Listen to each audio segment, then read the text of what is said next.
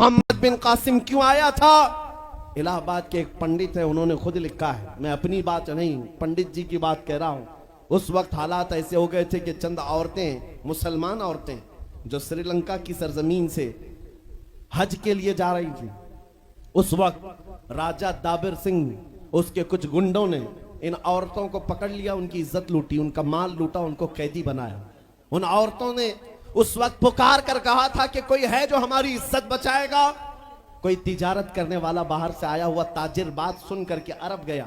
अरब में जाकर गवर्नर जो था उसके सामने वाकया बयान कर रहा था। 19 साल का जवान मोहम्मद बिन कासिम वहां से गुजर रहा था। उसने इतना वाकया सुना कि हिंद की सरजमीन पर कुछ हमारी बहनों की इज्जत लूटी जा रही है। वहीं खड़े होकर उसने कहा, लब्बैक या उख्ती, ऐ मेरी बहन, मैं तेरी इज्जत की हिफाजत के लिए आ रहा हूं।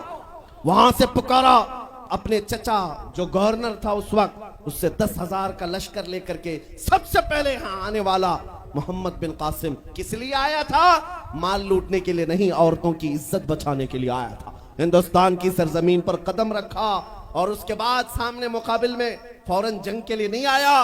कहा कि जिन औरतों को कैदी बनाया वो छोड़ दो, जो हज के लिए जा रही थी उन्हें आजाद कर दो, और दूसरी बात, जिन्होंने गुंडागर्दी की है उन्हें पकड़ो और जेल में डालो।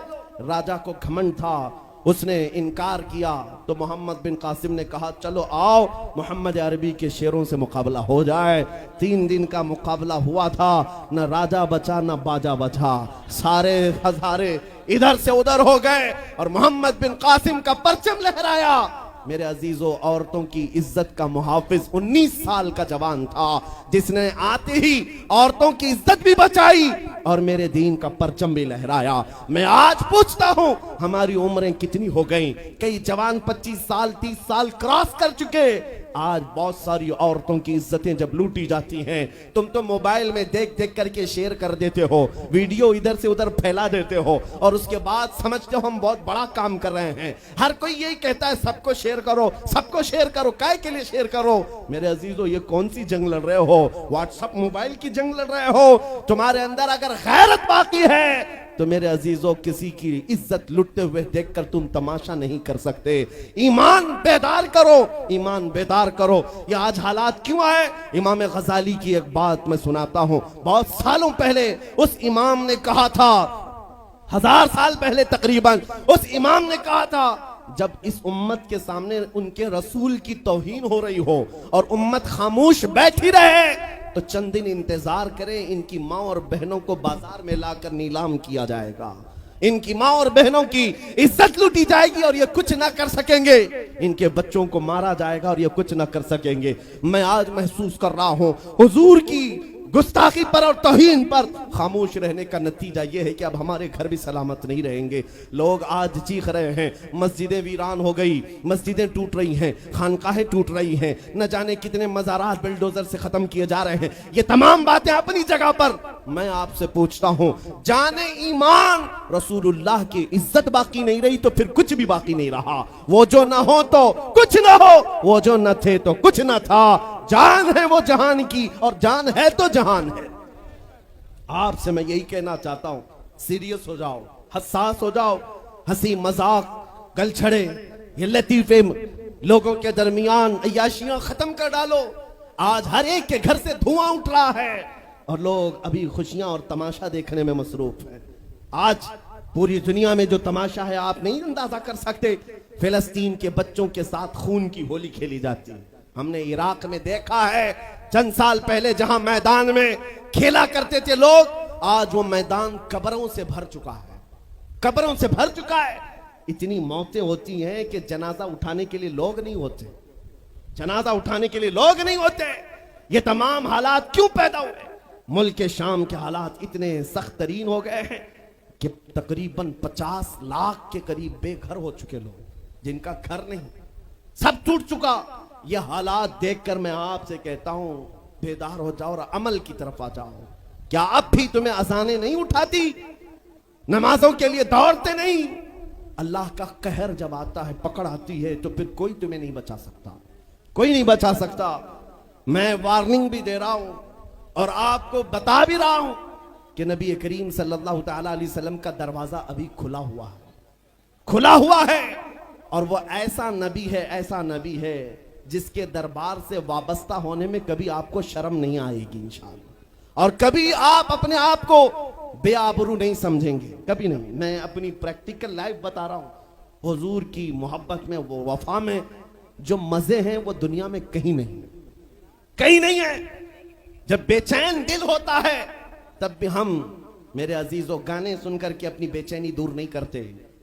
हम पिकनिक पॉइंट पे जाकर अपनी बेचैनी दूर नहीं करते। जब ज्यादा बेकरारी हो तो यही कहते हैं, उनके निसार कोई कैसे ही रंज में हो, जब याद आ गए हैं सब गम भुला दिए हैं, उनकी महक ने दिल के गुंचे खिला दिए हैं, जिस राह चल दिए हैं कूचे बसा दिए।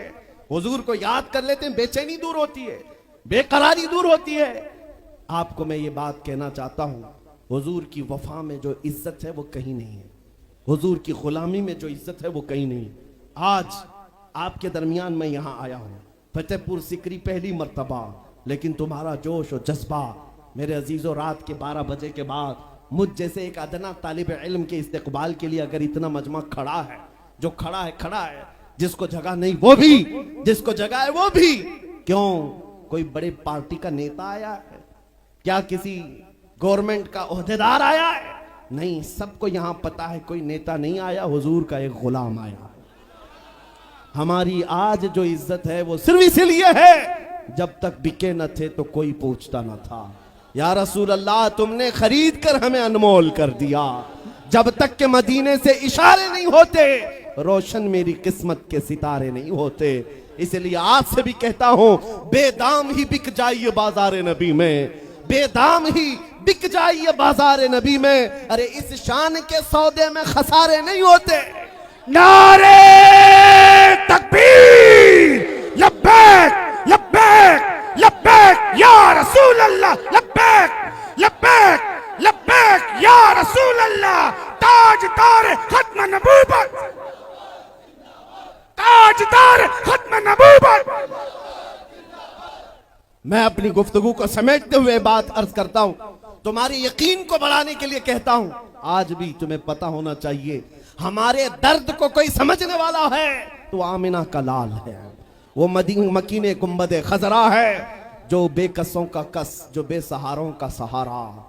उस रसूल पाक की आदत ही ये है, आता है फकीरों पे उन्हें प्यार कुछ ऐसा, खुद भीख दें और खुद कहें मंगते का भला हो।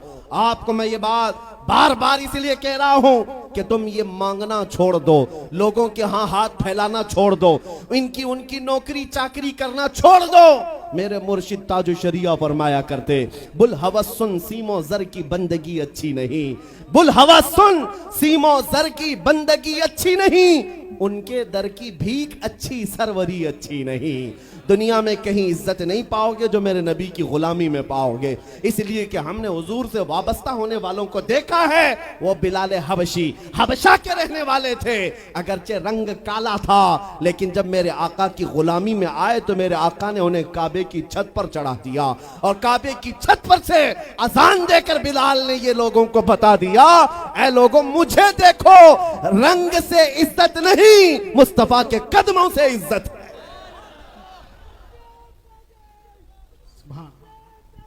अजीजा ने ग्राम वक़ार, तवज्जो चाहता हूं, हुजूर की गुलामी में जो इज्जत है वो हमने देखी है। जो लोग सहाबा कराम, जो सहाबा कराम, सैयदना अमीरुल मोमिनीन उमर इब्न खत्ताब, जिनका हाल ये था 36 लाख स्क्वायर किलोमीटर पर तनहा हुकूमत करते थे। उस वक्त मिस्र भी, शाम भी, यमन भी, इराक भी, फिलिस्तीन भी, अरब, ये 6 कंट्री पूरे मिलाकर तनहा हजरत उमर की निगरानी में थे। और ऐसी निगरानी नहीं कि यहां बैठ करके बड़ी बड़ी मीटिंगें कर रहे हो और गरीब खस्ता हाल सो रहे हो। उस खलीफा इस्लाम का हाल ये था, वो मदीने में बैठकर खिलाफत कर रहा था, और बड़ी दूर एक औरत अपनी बेटी से कह रही है कि आज थोड़ा दूध में पानी मिला ले। बेटी कहती नहीं, खलीफा उमर बिन खत्ताब की खिलाफत है, उमर इब्न खत्ताब की खिलाफत है। घरों में तक उमर इब्न खत्ताब की निगरानी थी। ये कौन उमर इब्न खत्ताब रज़ियल्लाहु ताला, जिन्होंने लोगों का खून चूस करके हुकूमत की कुर्सी नहीं बिठाई। और दूसरी बात ये भी कि वो उमर सादा जिंदगी गुजारने वाले, उनकी सिक्योरिटी भी ऐसी नहीं थी कि रोल्स रॉयस लगी हुई हो, काली गाड़ियां आगे पीछे घूमती हूं। मेरे अजीजों, उस उमर इब्ने खत्ताब की बात कर रहा हूं, जब बैतुल मुकद्दस फतह हो गया तो वहां से हजरत अबू उबैदा बिन जर्राह ने खत लिख करके भेजा कि लोगों की ख्वाहिश है उमर इब्ने खत्ताब आप तशरीफ लाएं, बैतुल मुकद्दस की चाबी आपके हाथ में दी जाएगी, आप तशरीफ लाएं। तो उमर इब्ने खत्ताब रदी अल्लाह ताला अन्हु मदीने से चल पड़े अपना एक गुलाम लेकर के। लेकिन गुलाम और खुद होने के बाद एक ही घोड़ा था। तय ये कर लिया गुलाम के साथ कि 1 मील मैं बैठूंगा तू चलेगा और दूसरे मील तू बैठेगा मैं चलूंगा। ये शान उमर इब्ने खत्ताब रदी अल्लाह ताला अन्हु की। मैं क्यों कह रहा हूं अभी बताता हूं। और इस तरह से सफर कटता रहा, 1 मील खुद बैठते 1 मील गुलाम बैठता था, क्योंकि उनके अदल के सामने किसी की नहीं चलती। फिर जब इत्तेफाक ऐसा है बैतुल मुकद्दस करीब आया, लोग सब देखने के लिए बाहर आए, लेकिन घोड़े पर बैठने की बारी गुलाम की थी और आपकी चलने की थी। बारी बारी है, गुलाम बैठा हुआ आ रहा है और खलीफा वक्त रस्सी पकड़ा हुआ आ रहा है। लोग दौड़े दौड़े आए, फिलिस्तीन के अमीरुल मोमिनीन कहकर नारा लगा रहे थे। तो जो मौजूद सहाबा थे उन्होंने बताया ये घोड़े पर बैठा हुआ अमीरुल मोमिनीन नहीं है, ये घोड़े की रस्सी पकड़कर जो आ रहा है वो अमीरुल मोमिनीन है। ईसाइयों ने पहली मर्तबा देख करके पूछा था, ए मुसलमानों क्या तुम्हारा बादशाह ऐसा भी होता है? उस वक्त सहाबा ने कहा पहली बात तो हमारे यहां बादशाह होता ही नहीं, बादशाह नहीं होता। और उनकी ये जिंदगी मैं इसलिए बता रहा हूं। फिर ईसाइयों ने कहा अगर ये घोड़े की रस्सी पकड़कर चलता है तो इसके डर से कैसर और किसरा क्यों कांप रहे हैं? इसके डर से पूरा ईरान, पूरा रोम कांप रहा है। आखिर कौन सी ताकत है इस उमर के अंदर? ये तो रस्सी पकड़कर घोड़े लेकर चल रहा है। तब जानते हो मेरे अजीजों, उमर इब्ने खत्ताब रदी अल्लाह ताला अन्हु ने लोगों को जमा करके बताया, ऐ लोगों सुनो, मेरी हैसियत सिर्फ इतनी थी, मैं खत्ताब का बेटा उमर, बचपन में 2 बकरियां मुझसे नहीं संभाली जाती और मेरे बाप मुझे हर दिन मारते थे, बकरियां नहीं संभालनी आती। लेकिन आज गौर से देखो, आंख खोलकर, वही खत्ताब का बेटा उमर है। 36 लाख स्क्वायर किलोमीटर पर तन्हा हुकूमत करता है। इसलिए नहीं कि खत्ताब का बेटा उमर है, इसलिए कि मोहम्मद अरबी का गुलाम उमर है। नारे तकबीर, नारे रिसालत, मरहबा या मुस्तफा, मरहबा या मुस्तफा। अजीजा ने गिरामी औकार, मैं आपको कई मिसालों से बता सकता हूं। इज्जत सहाबा ने रसूलुल्लाह के कदमों से पाई है, इज्जत नबी पाक के कदमों से पाई है।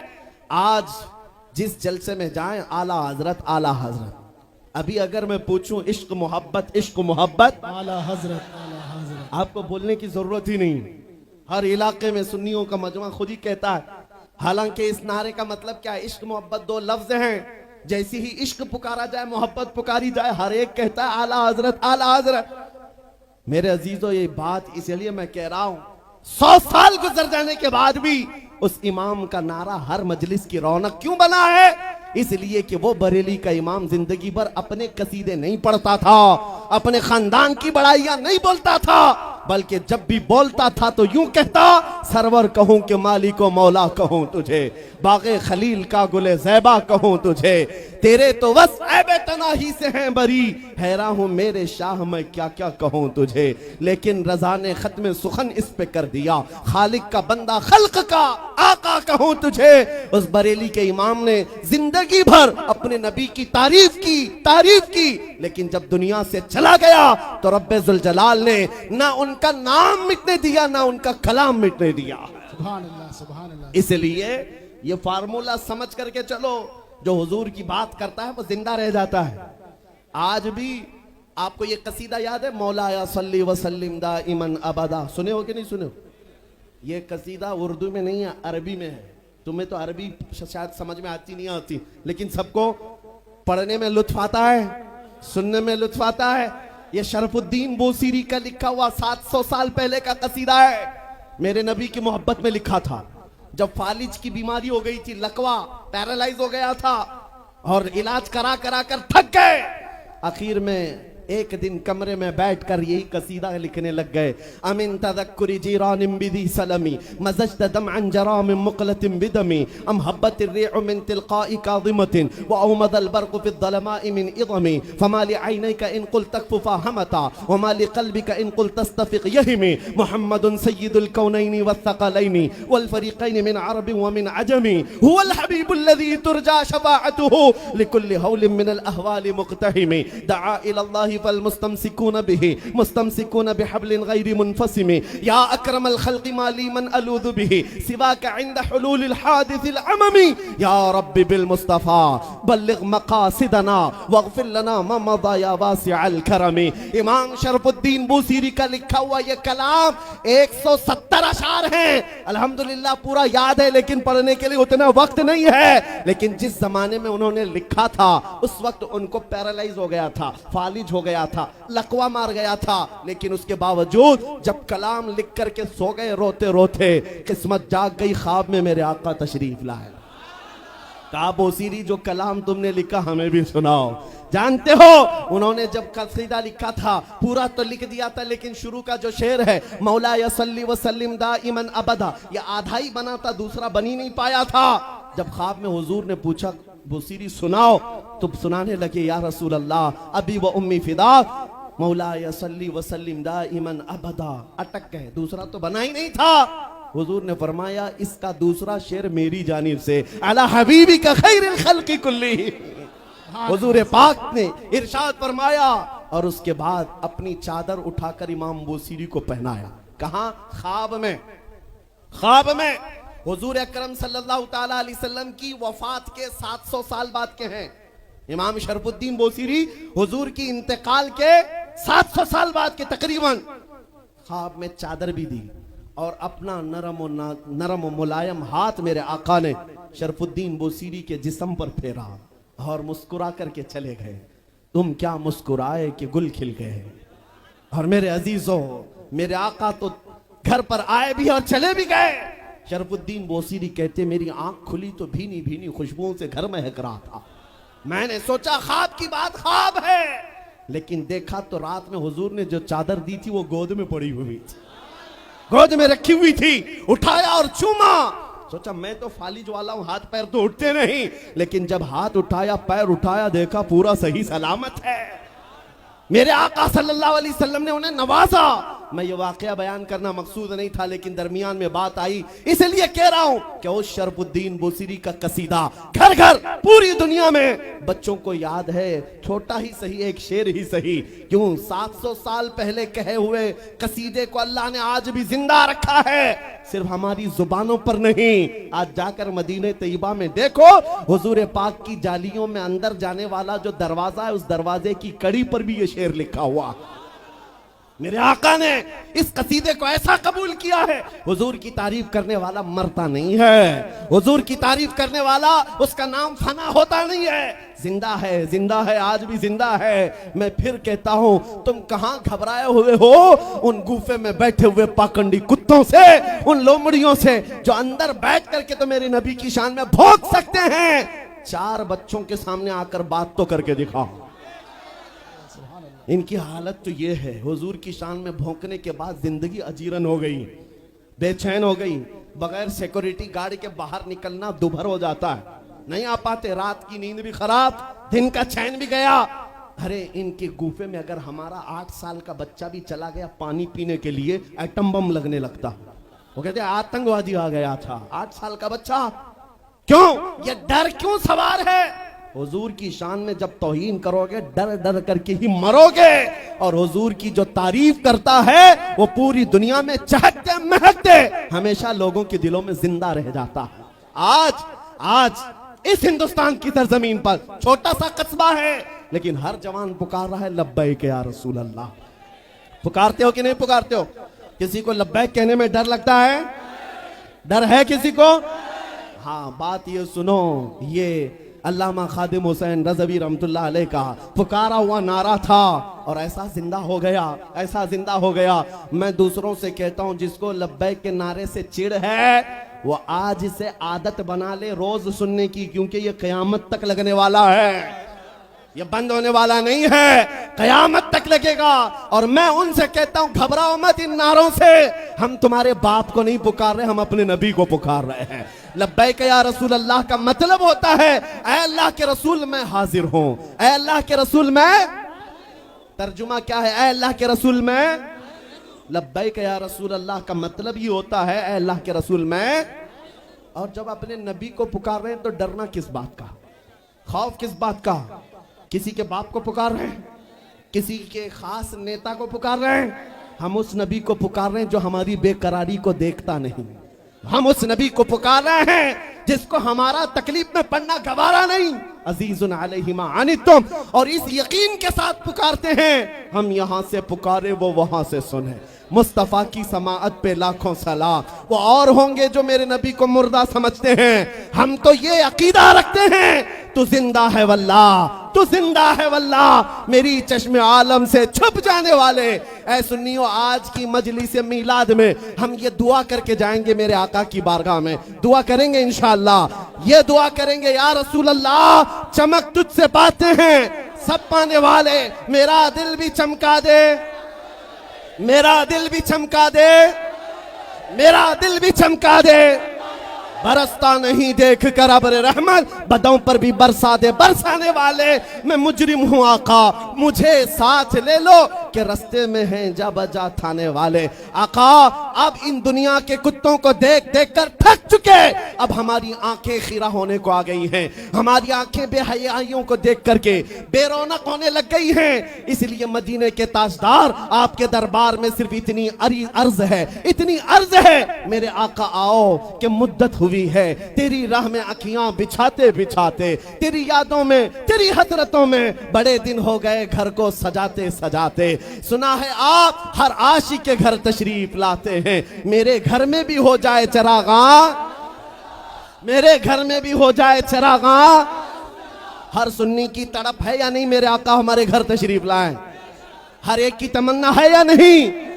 और हर उम्मती की ये तड़प है। तो सुनो, ये आज वादा करके जाओगे अपनी मर्जी से नहीं जिएंगे, अपनी मर्जी से। किसकी मर्जी से? नबी की। और उसके लिए सबसे बेहतरीन फार्मूला मेरे पीरो मुर्शिद का, जिंदगी ये नहीं किसी की किसी के लिए, जिंदगी ये नहीं किसी की। ऐ नौजवानों, तुम्हारी जिंदगी सिर्फ हसीनाओं के लिए नहीं है, तुम्हारी जिंदगी नशा करके बर्बाद करने के लिए नहीं है, तुम्हारी जिंदगी आयरे गहरे के झंडे उठाने के लिए नहीं है। जिंदगी ये नहीं किसी की किसी के लिए, जिंदगी है नबी की, जिंदगी है नबी की नबी के लिए। अरे ना समझ मरते हैं जिंदगी के लिए, जीना मरना है सब कुछ। और पुकार कर कहो या रसूल अल्लाह, दहन में जुबान तुम्हारे लिए, बदन में है जहां, हम आए यहां और उठे भी वहां। या रसूल अल्लाह बने तो जहां, बने तो जहां, बने तो जहां। और सुनियो, आज के बाद से हम इधर उधर हाथ नहीं फैलाएंगे। कहेंगे तो क्या कहेंगे? कौन देता है देने को मुंह चाहिए, देने वाला है सच्चा, देने वाला है सच्चा।